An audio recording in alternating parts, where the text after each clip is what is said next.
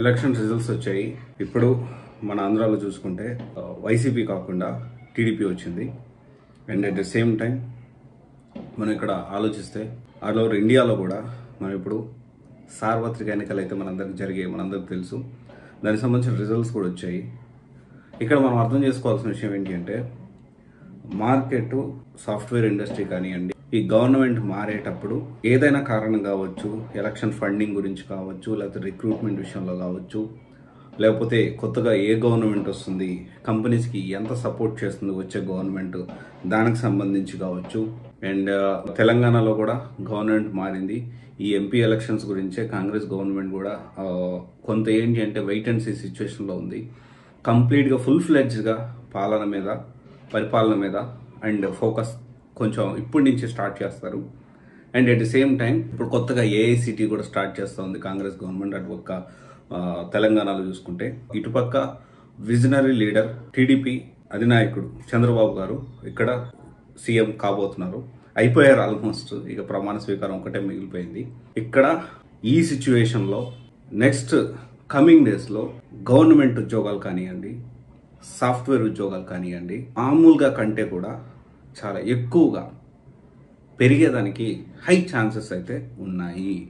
There is no doubt on that. దీనికి సంబంధించి already, ఎందుకంటే ఆంధ్రాలో ఇప్పటి వరకు కొంత రాజధాని మీద క్లారిటీ లేదు, రకరకాల కారణాలు.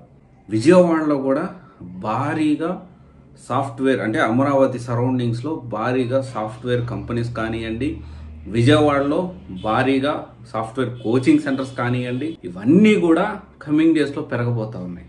And at the same time calls కూడా చాలా పెరగబోతా ఉన్నాయి. ఇప్పటిదాకా సైలెంట్గా ఉన్న కంపెనీస్ అన్నీ కూడా మళ్ళీ యాక్టివ్గా నెక్స్ట్ ఒక 10-15 డేస్లో మళ్ళీ ప్రోయాక్టివ్గా మళ్ళీ రిక్రూట్మెంట్ చేసుకునే పరిస్థితి అయితే ఖచ్చితంగా ఉంటుంది. అండ్ ఎప్పుడు కూడా ఏంటి అంటే చాలా కొంతమంది మాత్రం యాక్టివ్గా ఆలోచిస్తూ ఎప్పటికప్పుడు కోర్స్ నేర్చుకొని దాన్ని ఎలా ముందుకు తీసుకెళ్ళాలి, ఎలా జాబ్ తెచ్చుకోవాలనే విషయం ఆలోచిస్తూ ఉంటారు. ఇంకొంతమంది ఏంటంటే, ఇప్పుడు కాల్స్ లేవు కదా, 2 రోజులు ఆగి చూద్దాం, 1 వీక్ ఆగి చూద్దాం, 10 డేస్ ఆగి చూద్దాం అంటారు. సడన్గా కాల్స్ వచ్చినప్పుడు రెడీగా ఉండరు. అంటే వీళ్ళు కోర్స్ నేర్చుకొని ఇంటర్వ్యూ క్రాక్ చేయడానికి రెడీగా ఉండరు. అప్పుడు ఈ ఉన్న పరిస్థితుల్లో అప్పుడు రెడీగా లేకపోతే కాల్స్ వస్తాయి, వీళ్ళు మళ్ళీ కోర్స్ నేర్చుకొని రెడీగా ఇంటర్వ్యూకి క్రాక్ చేయడానికి సిద్ధంగా ఉండే టైంకి కాల్స్ మళ్ళీ డౌన్ అయిపోవడం, మళ్ళీ వాళ్ళ ఇంట్రెస్ట్ అనేది లూజ్ అయిపోతారు, మళ్ళీ లైట్ తీసుకుంటారు. ఈ ప్రాసెస్ అనేది తెలియకుండానే సంవత్సరాలు గడిచిపోతే చాలా మందికి ఈ విధంగా జాబులు రాకుండా ఊరికే సంవత్సరాల తరబడి ఒకటే కోర్స్ నేర్చుకుంటూ ఉంటారు, వదిలేస్తారు. ఈ విధంగా జరిగే వాళ్ళు చాలా మంది ఉన్నారు. సో గైస్, చాలా మంచి విషయం, ఇప్పుడు ఎలక్షన్ రిజల్ట్స్ అయిపోయింది, డిక్లేర్ వచ్చేసేసింది. ఇక దీని గురించి మాక్సిమం 15-20 డేస్, ఒక 1 month 2 months ఆలోచిస్తారేమో. ఆ తర్వాత ఎవరి పనుల్లో వాళ్ళు, ఏ కంపెనీ తెలుసు, మనందరికి తెలుసు, ఎలక్షన్ ఫండింగ్కి పెద్ద కంపెనీస్ ఖచ్చితంగా ఎలక్షన్ ఫండింగ్కి డబ్బులు ఇస్తాయన్న విషయం మనందరికి తెలుసు. అండ్ ట్రేడ్ మార్కెట్ కూడా ఈ ఎలక్షన్ రిజల్ట్ని బట్టి ఎలక్షన్ జరిగే టైంలో చాలా అప్స్ అండ్ డౌన్స్ అనేది జరుగుతూ ఉంటుంది. సో ఇది మనం ఆలోచించాలి.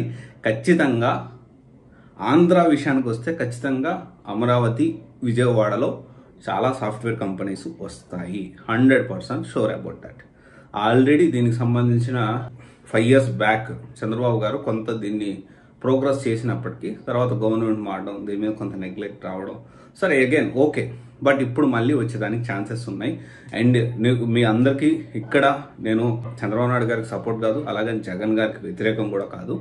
ఇక్కడ మనం అర్థం చేసుకోవాల్సిన విషయం ఏంటంటే, ప్యూర్లీ మన జాబ్స్ గురించి, మనకు వచ్చే జాబ్స్ గురించి మాత్రమే మనం మాట్లాడుకోవాలి. సాఫ్ట్వేర్ గురించి మాత్రం నేను మాట్లాడుతూ ఉన్నాను. ఖచ్చితంగా గవర్నమెంట్ ఉద్యోగాలు Group 1, Group 2 కూడా డెఫినెట్లీ నోటిఫికేషన్ వచ్చేదానికి ఛాన్సెస్ ఉన్నాయి. ఇప్పుడు ఇన్స్టిట్యూట్స్ కూడా యాక్టివ్గా ఉండేదానికి ఛాన్సెస్ ఉన్నాయి. సో తొందరపడి ఇప్పటికిప్పుడు అట్లా డెసిషన్ తీసుకోకుండా ఆలోచించి డెసిషన్ తీసుకోండి. All the best. Thank you.